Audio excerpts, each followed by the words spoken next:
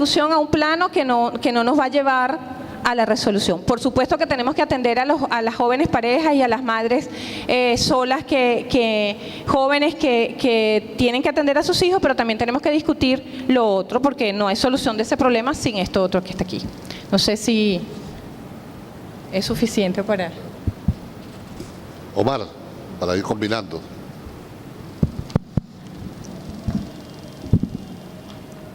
Bueno. Ya va, un momento, Omar. Sonia, por favor que Dylan esté pendiente de la cámara. Dylan.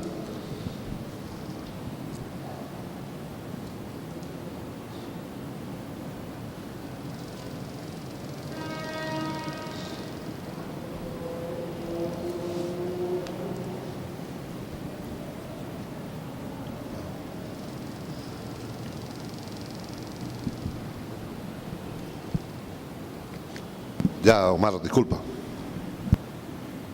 Buenos días. Gracias por esta oportunidad. Bueno, me gustaría referirme rápidamente a una serie de elementos que creemos tienen que estar presentes al hablar del proceso constituyentista, para ubicarnos específicamente en lo que tiene que ver con la educación. En primer lugar, el carácter, gracias, absolutamente constitucional de la convocatoria. Nosotros a veces, sin proponérnoslo, le hacemos el juego a la derecha cuando dudamos de las bases del proceso en el que estamos involucrados. En este caso, no hay ninguna duda en cuanto al carácter absolutamente constitucional de la convocatoria a la Asamblea Nacional Constituyente que ha hecho el ciudadano presidente de la República. Y no es cierto que se esté vulnerando la Constitución porque no se haga una consulta previa. Y mucho menos es cierto cuando se equipara con la situación del 99. En el 99 no había la previsión constitucional y por eso el presidente electo Chávez se dirige a la Corte Suprema de Justicia, quien sanciona el carácter legal a partir de la Ley de Participación Política de la convocatoria que el presidente hace el mismo día que toma posesión. Eso es bueno aclararlo. Como es bueno aclararlo, desde el punto de vista legal, es bueno también dejar claro que la campaña que está haciendo la derecha hoy es totalmente semejante a la que hizo en 1999, con los mismos argumentos, porque la derecha no es capaz, no tiene creatividad, ni siquiera para inventar nuevos argumentos. Lo que están diciendo hoy lo dijeron en el 99 y lo están diciendo desde el 1917, cuando la Revolución Soviética. Son los mismos argumentos, no han variado. Y así como están buscando la intervención internacional hoy, lo buscaron en el 1917 y buscaron el golpe de Estado en 1998. El tercer elemento tiene que ver con el tiempo histórico, porque resulta que ahora la derecha, que hasta un golpe de Estado dio contra la Constitución de 1999, ahora son más chavistas que doña Elena Fría, y ahora son más bolivarianos que la familia directa del Libertador. Está totalmente fundamentada en el propósito, en las tesis bolivarianas bolivarianas de Simón Bolívar, no de los que han vivido de Bolívar. Por ejemplo, su discurso de instalación del Congreso de Angostura, inclusive la primera intervención pública que se conoce del joven Simón José Antonio de la Santísima Trinidad el 3 de julio del año 1811, aquí en la esquina de Sociedad. Y por supuesto, en la coherencia, en la solidez, en la profundidad del planteamiento de Chávez. Resulta que ahora quienes buscan la participación democrática, quienes buscan consultar al pueblo, son presentados como enemigos del legado de Chávez. Eso no tiene ninguna base, ninguna base. Es la especulación de una derecha que siempre habla para un pueblo sin memoria, para un pueblo sin principios, para un pueblo sin valores. Voy a poner un solo ejemplo. Creo que el domingo pasado, en un acto de la mayor trascendencia,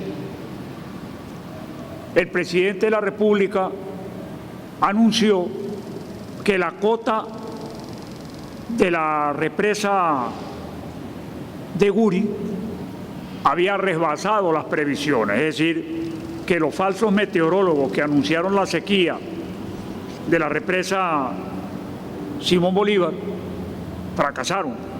Y entonces, por primera vez en casi una década, se abren las compuertas para liberar el exceso de agua. Salieron los científicos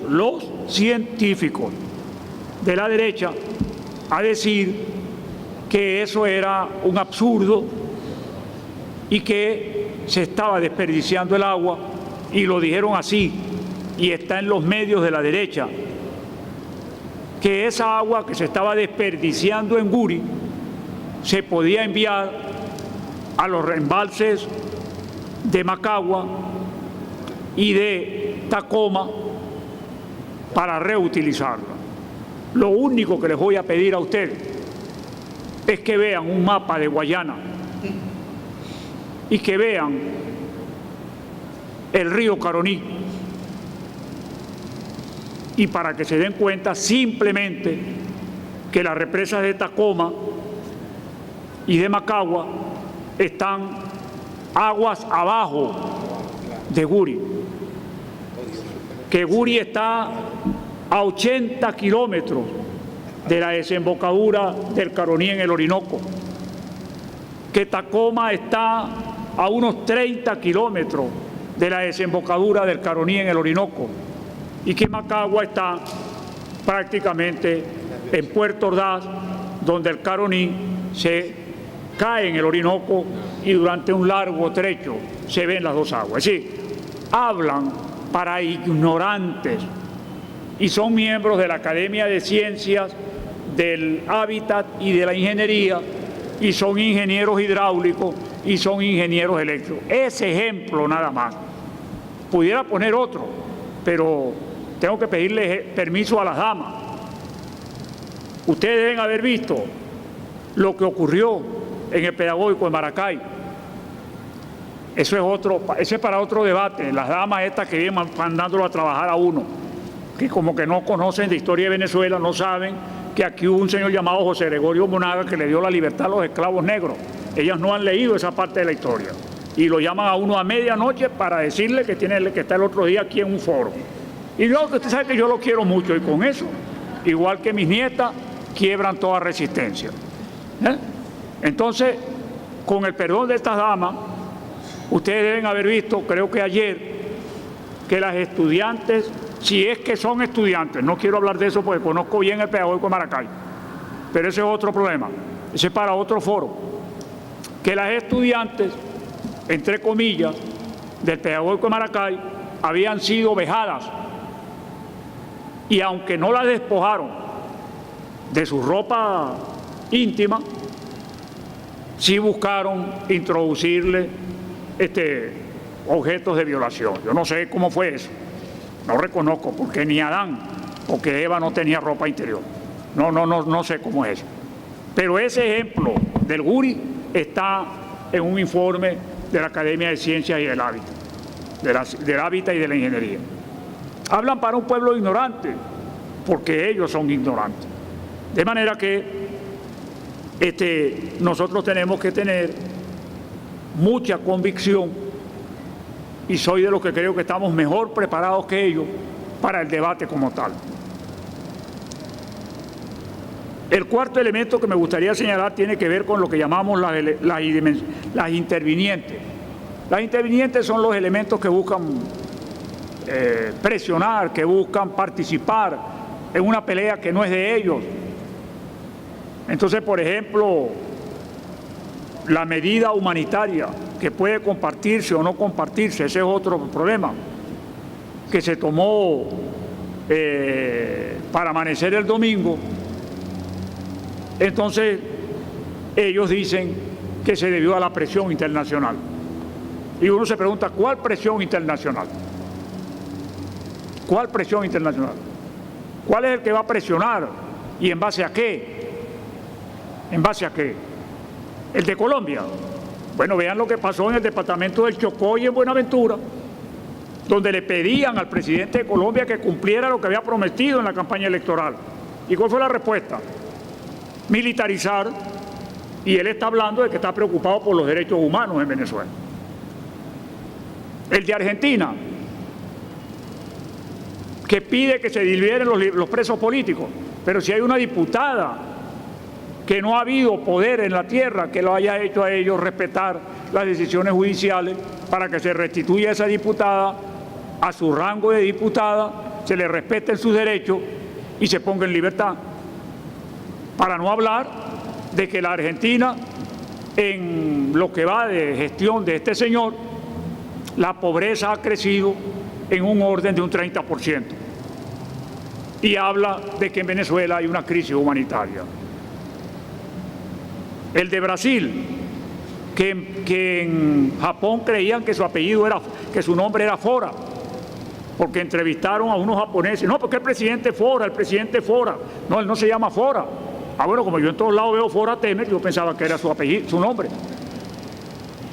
Que termina una componenda en la comisión que estaba estudiando su involucramiento en la corrupción, de absolverlo por encima de todas las pruebas presentadas. El de los Estados Unidos, que está haciendo debates lo imposible para eliminar la débil política sanitaria que inauguró su sucesor contra los ciudadanos de los Estados Unidos. El de España, probablemente ustedes vieron ayer en los medios radioeléctricos el debate que hubo en las Cortes españolas, y frente al desempleo, frente a los desahucios, frente a la ausencia de panorama para los jóvenes, frente al criminal incremento de los impuestos, frente a la desprotección creciente de las personas de la tercera edad, señalado por el secretario general de Podemos en el debate en las Cortes. ¿Cuál fue la respuesta? Del ciudadano primer ministro, que se cansaron de decirle que no lo querían y lo sacaban por la puerta.